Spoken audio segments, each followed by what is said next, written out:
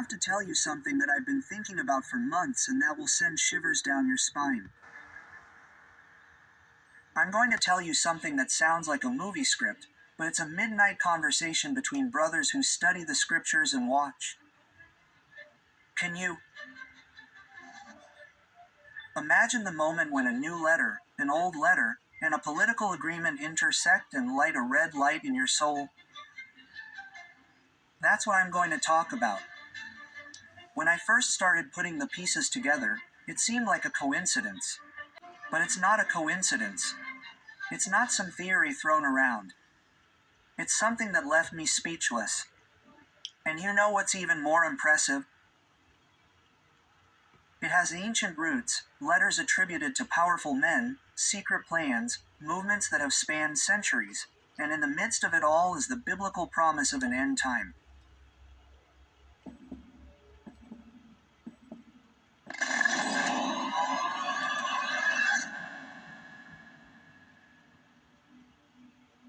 I'm going to tell you something that will leave you in awe. Some say that an old letter from a Freemason predicts 3 wars leading up to the end. Do you realize how extraordinary this is? Do you understand the connection between the revolutions of the past and a present project? The Enlightenment, the movements that overthrew thrones, the strength of Freemasonry in Italy, the hands that sowed unification.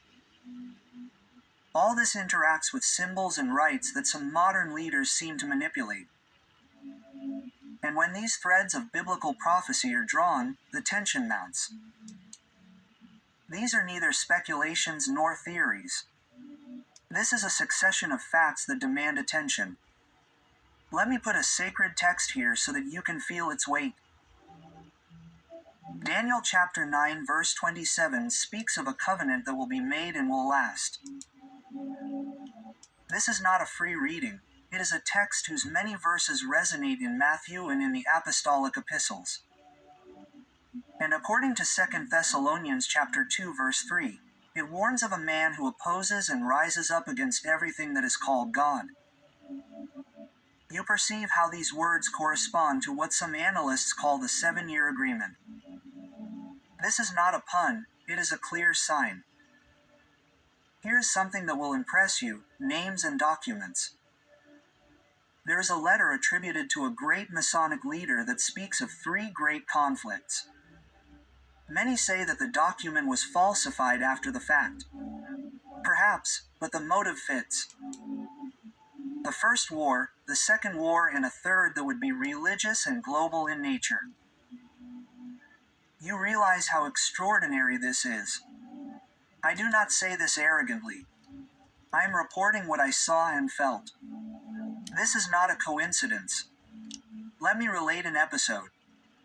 In modern history, a political leader negotiates a peace agreement. This agreement promises stability for 7 years. Have you ever heard anything similar? What if I told you that this exact duration is echoed in the scriptures? It puts us on alert, and it is not just a symbol. Whoever loses control of the temple world loses the right to prevent reform and rebuilding. Then comes the question that weighs heavily. Did anyone ever plan to rebuild the temple? And if that rebuilding was the catalyst for larger events, I'll tell you something that will take your breath away. Rebuilding the temple is not just archaeology, it's a political, religious, and symbolic act. Imagine 2 nations, a practical agreement, and an exit that allows work on the mountain. That opens the door to rituals, to departures that change the balance. The story of an ancient temple, the first built by Solomon, the second by Zerubbabel, and expanded by Herod, returns to the center of the board. And when the temple returns to the center, the prophecies begin to whisper again. This is not an airtight theory, it's an observation. We see leaders being applauded for promises of peace. We see geopolitical pressures. We see religious and logistical movements that prepare the ground. You know what's even more incredible? People who celebrate international agreements don't imagine that at the same time they could be opening doors to something prophetic. This is no coincidence. The Bible is very clear about times of covenant and peace breaking. Let me put you in my shoes. I've read documents, heard debates, pored over maps, and followed speeches. And I've been left uneasy, not for the sake of prophecy, but out of love for the truth and concern for you, brother. I'm going to tell you something that will shock you. When politics, archaeology, and theology intersect, something in our time changes. And the burning question is, are we ready to see the signs clearly? If you feel these words resonate with you, write a short sentence in the comments. I want to see your reaction. Write exactly. I see the signs.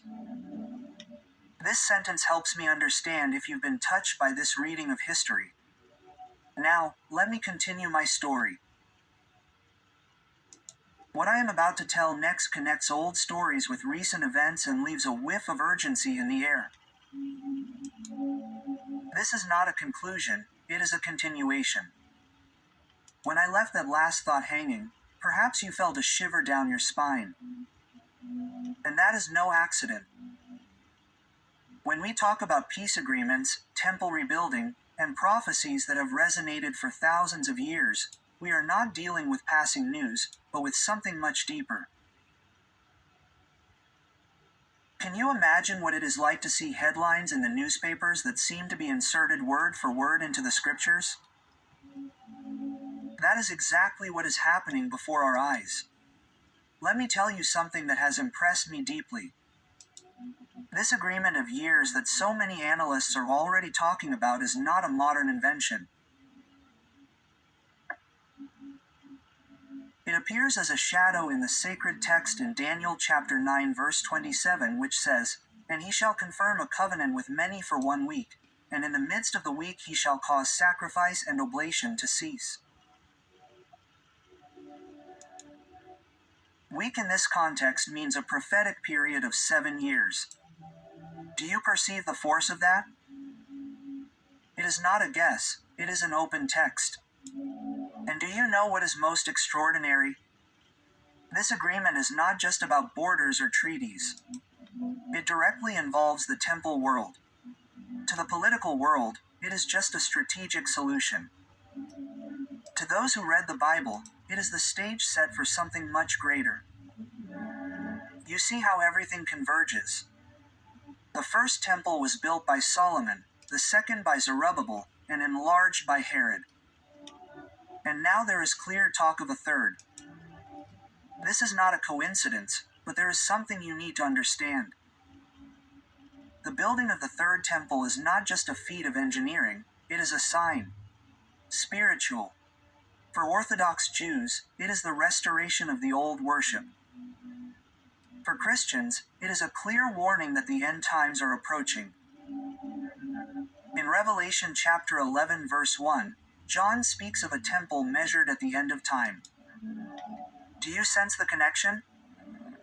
We are not talking about coincidence, but a scenario written long before us. Here is something that will make your blood run cold. In 2 Thessalonians chapter 2 verse 4, Paul describes the man of sin who will sit in the temple of God, pretending to be God. If there is a temple and someone sits in it, it means that this temple must exist.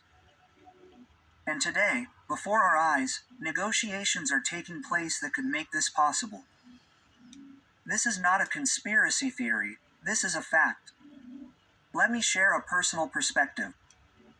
For years, I thought these things were far away. But when I see leaders talking openly about the definitive solution for the Middle East, when I see plans to allow Jewish prayers on the Temple Mount, I understand that we are living in unique times. This is not about fear-mongering, but about watching as Jesus said in Matthew chapter 24 verse 42. Therefore watch, for you do not know what hour your Lord is coming. Now, I must make a heartfelt appeal. If this content makes sense to you, If you feel it is important to pay attention to what is happening, subscribe to the channel now. This is not an empty request. By subscribing, you are joining a network of people who want to study the Bible and understand the signs of the times. It helps to ensure that this message reaches more brothers who may never have heard of it. Because what is happening is not a matter to be left for tomorrow. It is not just a matter of politics, it is a matter of eternal destiny. And knowing how to interpret the signs can save spiritual lives. It is not about fear but about preparation. That is why I ask you to register now. By registering, you are supporting this mission to open eyes and strengthen faith. And as we continue here with me, we will delve even deeper into this storyline. Because the building of the temple is just one element. There is a larger chain of events that includes alliances, conflicts, and figures who have not yet fully emerged on the world stage. And that is what we must understand together. When I look at all that is happening, agreements being signed, nations realigning, leaders talking about peace, I feel a pressure in my chest. Because peace is what everyone wants peace, but not all peace comes from God. Have you ever thought about that? Some peace is a disguise, and that's exactly what the Bible warns about. In 1 Thessalonians 53, it says, "When they say, 'There is peace and safety,' sudden destruction will come upon them." This is going to make your skin crawl. I'm going to tell you something that's going to shock you. The Antichrist won't come as a movie villain. He won't come with horns or carrying fire in his hands. He'll come as a man of solutions, a man of smooth words, a man of promise. Daniel chapter 8 verse 25 says he will destroy many with peace. Can you imagine that? A world leader being hailed as bringing stability, but in reality preparing the greatest deception in history. Do you know what's even more amazing? It's all being put in place right before our eyes, piece by piece. Alliances, divisions of territories, treaties, talk of global tolerance and unified religion. All of these points connect with the scenario described in Revelation. The Bible is very clear about this. These are not theories, they are signs, and every new political movement seems to echo what the prophets said millennia ago. Here's something fascinating. There is archaeological evidence that sacred vessels have already been prepared for the new temple. Exactly. Lampstands, priestly garments, instruments of pure gold. All of this exists and is being preserved, waiting for the right time. The Temple Institute in Jerusalem has already made replicas identical to the one described in Exodus and Kings. This means that the preparation is not only spiritual, it is also physical. Everything is ready. All that is missing is permission to begin construction. But there is something even deeper here.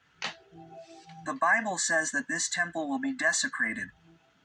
In Matthew chapter 24 verse 15, Jesus speaks of the abomination of desolation in the holy place. An expression that directly links the Antichrist to the rebuilt temple. This means that the same place that will symbolize restoration will also be the scene of the greatest spiritual betrayal in human history. You realize how extraordinary this is. And while all this is taking shape, many are distracted, caught up in their routine, not noticing the silent advance of prophecy. That is why I say with such urgency, we must open our eyes now, not when it is all consummated, because when the pieces come together completely, it will be too late to understand. Now, brother, let me ask you something simple but important. If this video opens your eyes and helps you see the signs of the times, click like. This allows the algorithm to spread this message to more people, and the more listeners there are, the more hearts will be awakened. Every gem is a seed planted for someone to understand what is coming. Do this now. This is not vanity, this is a mission. Because what I have yet to tell you will leave you speechless. Shadows are shifting, ancient symbols are resurfacing, and the world is preparing for something huge.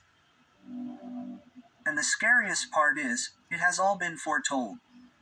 Now hold on tight, because what is coming will make you rethink everything you thought you knew about the end. As I look at the world today, it seems like every new verse is being fulfilled. It is as if the pages of the Bible are turning before our eyes. You can feel it. War, rumors of war, nation rising against nation. Faith being mocked, truth being twisted. And in the midst of it all, the rebuilding of the temple is once again a topic. This is not a coincidence, this is a realization. But now, here is something that will shock you.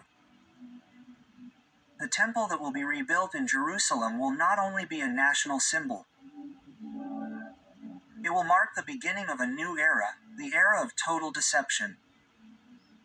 The Antichrist will use the temple to present himself as the expected Messiah, and many will believe. In Revelation chapter verse 14, it says that he will deceive the inhabitants of the earth with false signs and wonders. Do you sense the danger of this? This is not fantasy, this is living prophecy. I can imagine the moment when cameras around the world will show this man standing up, smiling, talking about peace, unity, and prosperity. And millions will applaud on their feet. He will talk about a new spiritual age, quote passages from the Bible out of context, and even use the word love. But this love is not from God. It is the love that blinds, the love that deceives, the love that binds. But there is something you must remember. Jesus warned of this in Matthew chapter 24 verse 24.